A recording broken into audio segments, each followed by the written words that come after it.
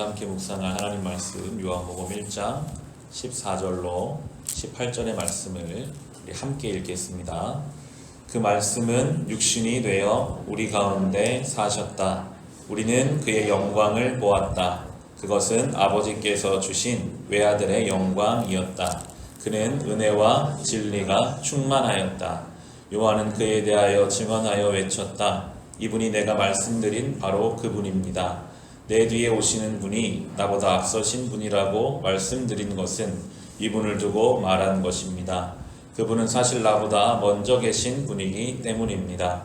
우리는 모두 그의 충만함에서 선물을 받되 은혜에 은혜를 더하여 받았다. 율법은 모세를 통하여 받았고 은혜와 진리는 예수 그리스도로 말미암아 생겨났다. 일찍이 하나님을 본 사람은 아무도 없다. 아버지의 품속에 계신 외아들이신 하나님께서 하나님을 알려주셨다. 아멘.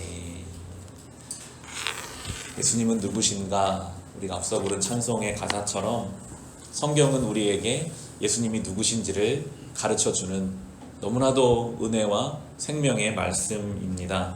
오늘 성경이 예수님을 설명할 때 예수님은 말씀이 육신이 되어 우리 가운데와 사신 분이라고 설명하고 있습니다. 우리가 말씀을 듣고 은혜를 받고 나서 그 말씀으로 살려고 하면 가장 우리를 말씀대로 살지 못하게 방해하는 것이 바로 육신이거든요. 말씀과 육신은 늘 부딪힙니다. 말씀대로 살려고 하면 내 육신이 자꾸 말씀 살지 못하도록 여러 가지로 붙잡아요.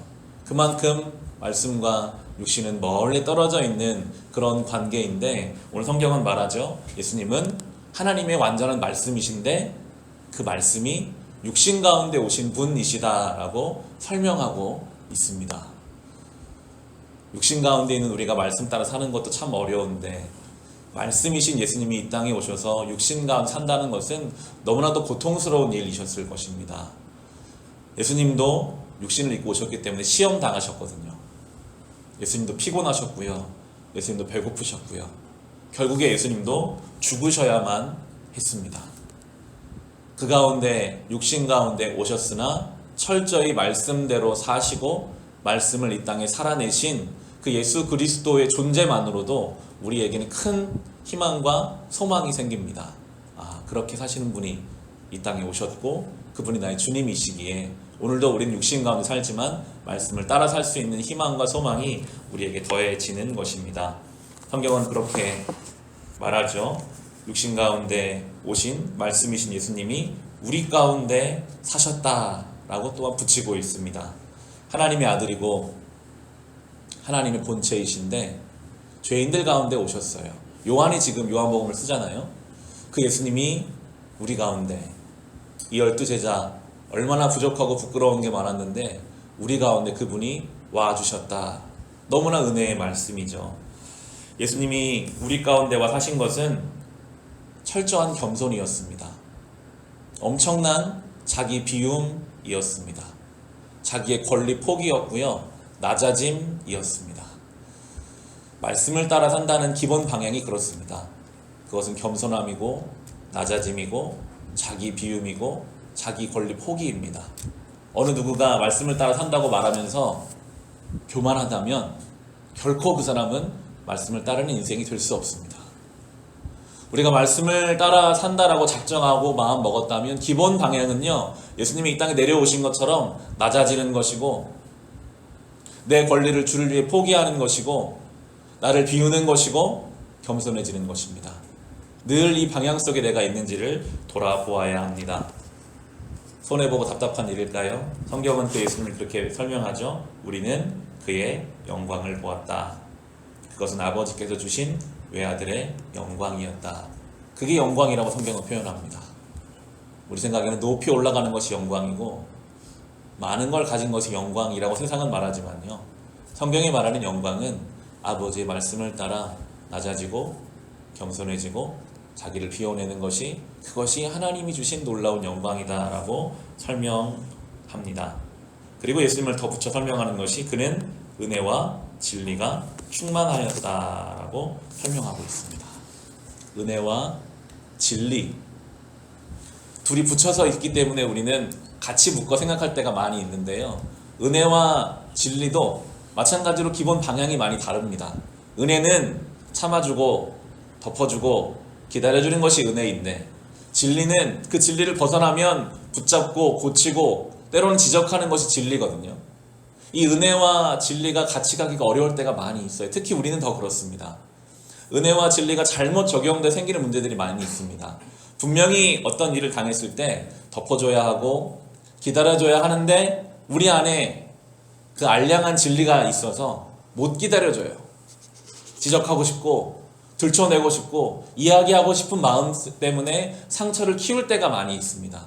은혜로 살아야 하는데 내 안에 있는 진리라는 것 붙잡힐 때가 있고, 반대의 경우 진리를 벗어나는 일에 있어서는 분명히 이야기하고 붙잡고 끌어당겨야 하는데 거기서는 어떤 여러 가지 이유들 때문에 용기가 없거나 불편하거나 그냥 덮고 가고 싶은 마음들 때문에 진리가 서지 못하고 은혜라는 핑계로 그것들을 벗어날 때도 있습니다. 예수님은 그러지 않으셨거든요. 예수님의 은혜에는 진리라는 튼튼한 뼈대가 있는 은혜였습니다. 예수님의 진리는 차갑고 날이 선 진리가 아니라 은혜로 둘러싸인, 은혜가 충만한 진리, 그분이 바로 예수 그리스도이셨고, 바라기는 우리도 이 예수님을 닮아 은혜의 사람이고 진리의 사람으로, 은혜가 진리가 충만한 사람이 되어가야 할 것입니다. 이게 큰 은혜거든요. 16절에 보시면 우리는 모두 그의 충만함에서 선물을 받되 은혜에 은혜를 더하여 받았다라고 기록합니다.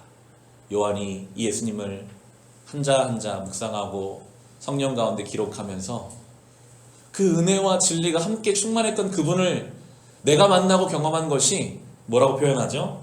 그냥 은혜가 아니라 은혜 위에 은혜, 은혜의 은혜를 더하여 받은 것이다. 겹겹이 쌓인 은혜, 한량 없는 은혜, 측량할 수 없는 은혜였다라고 고백하고 있습니다. 저는 이 부분이 오늘 말씀에서는 가장 와닿더라고요. 내가 받은 것이 그냥 한 번의 은혜 정도가 아니구나. 은혜 위에 은혜를 받은 존재구나. 단순히 두 겹의 은혜일까요? 아니죠. 말할 수 없는 은혜를 날마다 받으며 살았던 것이 우리의 인생입니다. 그것을 깨달을 수만 있다면 내가 받은 은혜가 얼마나 겹겹이 쌓여있는 은혜인지, 측량할 수 없는 은혜인지, 한량 없는 은혜인지를 우리가 묵상하고 붙잡을 수만 있다면 세상을 보는 눈이, 사람을 바라보는 태도가 달라져 갈 수밖에 없을 것입니다. 17절은 또 이렇게 설명합니다. 율법은 모세를 통하여 받았고 은혜와 진리는 예수 그리스도로 말미암아 생겨났다. 우리는 절대로 은혜와 진리를 함께 할 수 없는 존재입니다. 우리는 그런 존재입니다. 성경은 표현합니다. 예수 그리스도로만 은혜와 진리가 나타난다. 그분이 참된 은혜와 참된 진리의 근본이시다라고 설명하고 있기에 우리는 오늘도 그분 안에서 은혜의 사람으로 진리의 사람으로 살아갈 것입니다. 마지막 18절에는 일찍이 하나님 본 사람은 아무도 없다. 아버지의 품속에 계신 외아들이신 하나님께서, 예수님이시죠, 하나님을 알려주셨다. 하나님 본 사람은 없으나 우리는 예수님을 통해 하나님을 봅니다. 하나님이 어떤 분이신지, 하나님의 사랑이 무엇인지, 이제 우리 안에 계신 예수 그리스도를 통해서 우리가 하나님과 예수 그리스도를 이 세상에 보여줘야 할 존재들입니다. 성도는 그런 존재거든요. 우리의 삶에 와 계신 그 예수 그리스도, 우리가 받은 은혜 위에 은혜, 그것을 가지고 우리가 하나님을 나타내야 돼요. 2020년 이 한 해 동안 우리의 삶을 통해 하나님이 증거되기를 간절히 소망합니다. 우리의 말이 아니라요, 우리가 어떻게 하나님을 증거하겠어요? 우리 안에 계신 예수 그리스도를 드러내므로만 우리는 하나님을 나타낼 수 있는 것입니다. 이 하루를 은혜 위에 은혜를 받은 자로 살아갑시다. 진리 가운데 중심을 붙잡고 살아감으로 은혜와 진리가 충만한 주님을 닮아갈 수 있으시기를 주님의 이름으로 축원합니다.